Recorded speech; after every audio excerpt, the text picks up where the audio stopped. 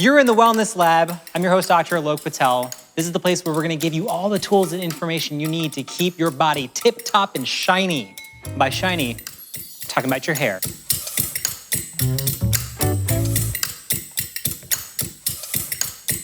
Speaking of shiny, today we're gonna talk about hair health and everything you need to know to keep your mane looking fly. Now, before we dive in, let's talk about one quick little science note.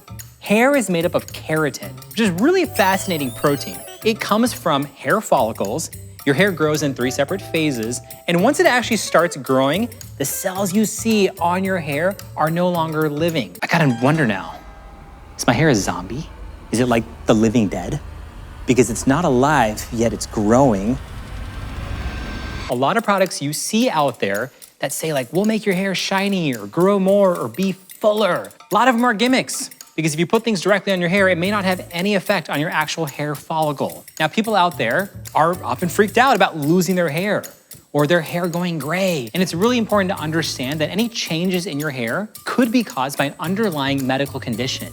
So before you go running out and just trying supplements and lotions and potions for your hair, make sure you're talking to a board-certified hair specialist. Now, there's a couple don't-dos regarding hair health. Your hair does not like those scalding hot showers. Also, your hair does not like the friction and traction from really rubbing your head with a towel after your shower. But first things first, let's talk about cleaning your hair and how important it is to make sure that you get the right shampoo and the right conditioner that's formulated for your hair type. When I was in college and wore darker colored shirts, there'd be dandruff all over the place. Dandruff is a really common complex medical issue in which parts of your skin on your scalp actually dry and flake off. And that can be caused by underlying conditions such as yeast, irritated, oily skin, sometimes from not shampooing enough, but it's extremely common. So, I was recommended to use Head & Shoulders. This stuff is legit. It's specially formulated to unclog those hair follicles, release some of those natural conditioning oils, improves blood flow at the base of your scalp, and it removes dandruff, which is awesome. And I'm just like, hey, it works. And my head no longer itches like it did in 2005. Stuff's awesome. One of the best things you can do is let your hair air dry. If you don't have time for that, try a rapid dry turban. Now, this thing is pretty awesome. My wife uses one of these. What you basically do is you're throwing it on over your hair. It absorbs the moisture. It allows your hair to air dry. It might take a little bit longer, but it's better for your scalp. Now,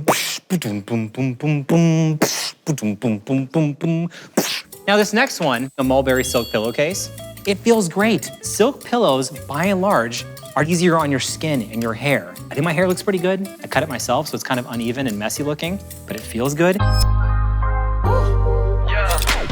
Is it because of the pillowcase? I can't tell you that, but does the pillowcase feel kind of amazing? Yes, it does. So in the end, these are 3 very easy hair hacks, but I'm gonna give you a huge disclaimer. I have not touched any product or made any decisions about my own hair without consulting a board-certified specialist. So regardless of what head of hair you've been born with, you can do your best to make sure you're formulating an awesome plan to keep it crisp and shiny. And with that, time for me to veg out on a silk pillowcase.